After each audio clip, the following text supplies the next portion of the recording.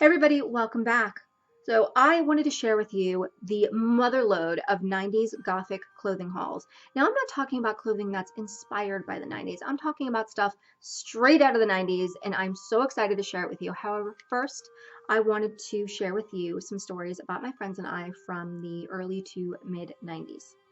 So when I was in high school, my friends and I, we had our usual haunts on Long Island for Gothic clothing shopping. However, by comparison, the city by far reigned supreme in quantity and extravagance, but that quantity and extravagance came with a price tag. So it was more of a look, touch, try on, and, dream big. On Long Island, the prices were still pretty up there, however, not nearly as bad as the city, so they were slightly more attainable. So our haunts on Long Island were four stores. We had Utopia in Center H. We had Utopia in Hicksville, which was better than the Center H location, but Center H was much closer, so that was the one we usually went to. And then we had Skull City and Dress to Kill, which were on the same road as Utopia and Center H, just a little bit further east. Utopia had a really good selection of goth wear. They had band tees, they had accessories, jewelry. Downstairs, I never really went. They had a lot of vinyl, but it was not music that I was really into. But then they also had a section that you had to show ID because it was smokewares and dildos, which was kind of an odd combination to put together. And it was funny too because in Utopia they sold specific types of incense. And what I mean by that is they always had their own incense that they would always consistently buy, and it was the same types because it created this smell collectively with all these incense, created this smell that was very indicative to Utopia. And when you would leave that place, you would reek of that incense. So anybody that saw you afterward would take one whiff of you and they'd be like, you just came from Utopia. And you'd smell like that for days. Skull City was a little bit further down the road and it was much smaller, much smaller, but they had a lot more uber goth wear and they had stuff by Jeannie Nitro, Begotten, and they had really beautiful stuff, albeit a small selection, but it was extremely beautiful but very expensive. West from there was their other store that opened a little bit later called Dress to Kill, and it was a husband and wife that actually owned Skull City, and they also opened Dress to Kill, which was more bondage based. It was much bigger, but they had a lot more of a fetish quality to it. So there was a lot of bondage gear, a lot of sex toys. There was a lot of goth wear, but again, it was very fetish oriented, a lot of buckles, a lot of straps. So I didn't know this until like a couple of days beforehand, but my mother had volunteered me to do a fashion show for Dress to Kill. And I was 16 years old at the time, so this is an interesting story. 16 years old, and it was being held at a club that I actually had gone to called Nostradamus. And it was on a different night, so it wasn't Nostradamus, but they had the same goth DJs. And on this particular night, I think it was a Thursday, they did, it was fetish night. And I had never really seen anything like that before because when I would go to clubs, it was just basically the goth industrial crowd and it wasn't really anyone fetish in nature. That wasn't until later when I went to clubs that would sort of integrate the groups. So I was about 16 years old, and these people are at least twice my age, and I'm doing this fashion show, and I'm wearing clothing that probably a 16-year-old, number one, shouldn't be wearing, and number two, should not be wearing in a fetish club in front of a group of people. Very suspect. I'm talking like corsets and thongs here. So the first outfit they had me go up on stage with, they hand me a handful of condoms to throw out into the crowd. No joke. So I do this, and I think I modeled about 3 or 4 outfits. And the finale, all the models came out on stage, and the owners, the husband and wife, come out on stage as well. So as everyone is standing there waiting for the owners to come out, there comes a man, completely naked, wearing a gimp mask, being led out by a leash. Okie dokie. Following that is one of the owners, the husband, I believe his name was Bernie, on all fours with a saddle on his back, being ridden by his wife, who's beating him in the ass with a riding crop. And everybody's applauding like this is the greatest thing they've ever seen. And I am in absolute fucking shock because I have no idea how to handle this situation. So as everyone's applauding, I suppose I should probably applaud too. So I, like a deer in headlights, but it made for an interesting story the very next day when I went back to high school and told my 10th grade friends. What the hell's wrong with my mother?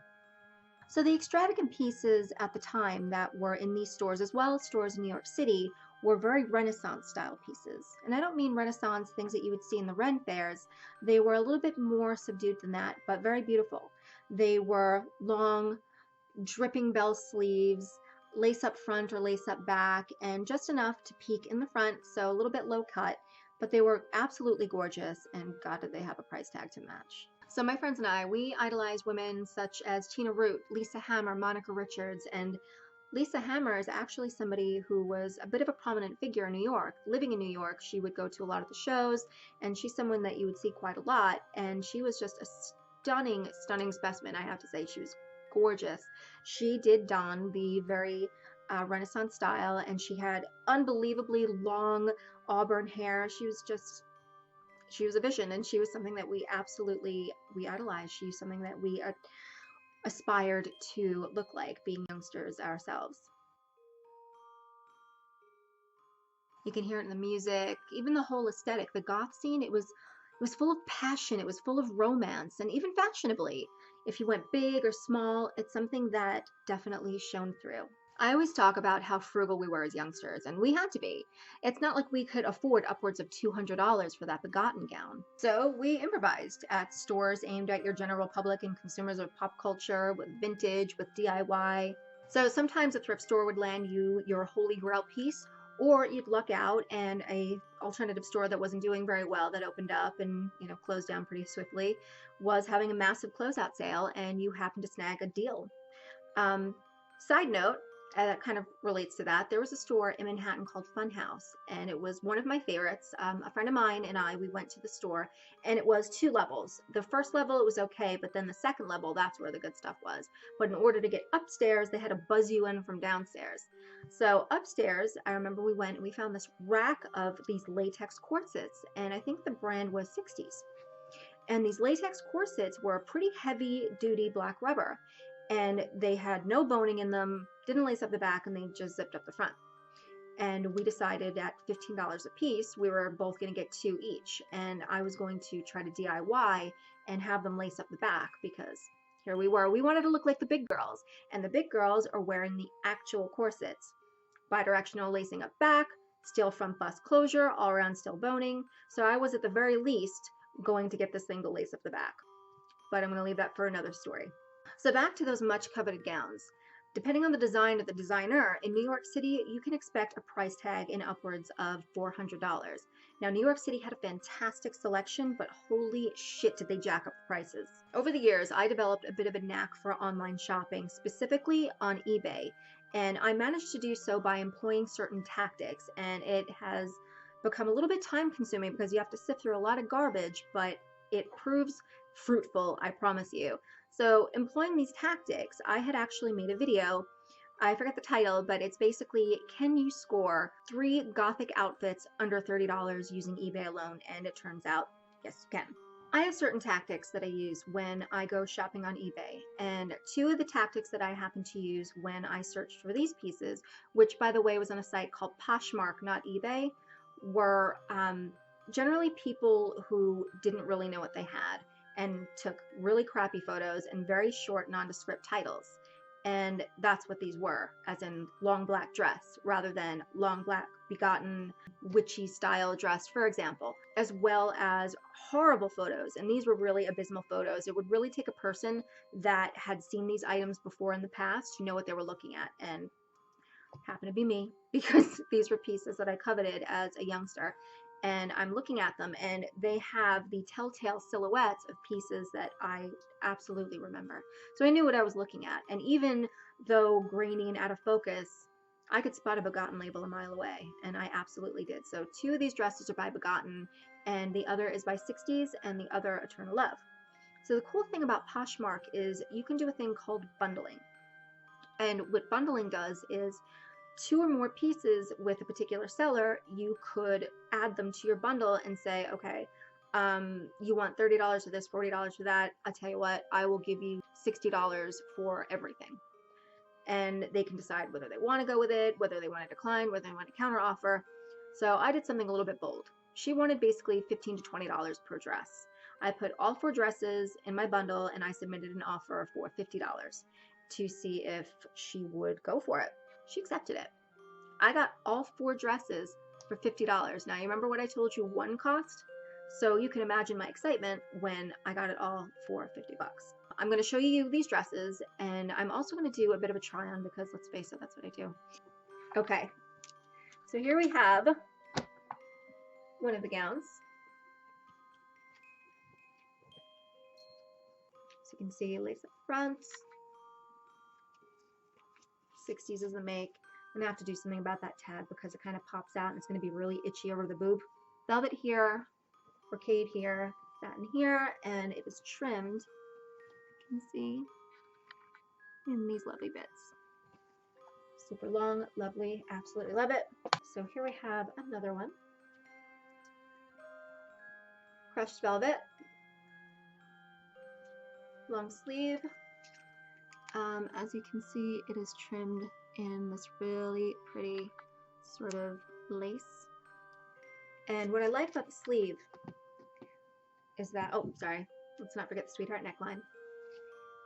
The sleeve is bell, however, it's split. See? Sensing a pattern here? It's like reliving my youth. This is begotten as well. And you can't really tell, you'll see when it's on. Empire waist.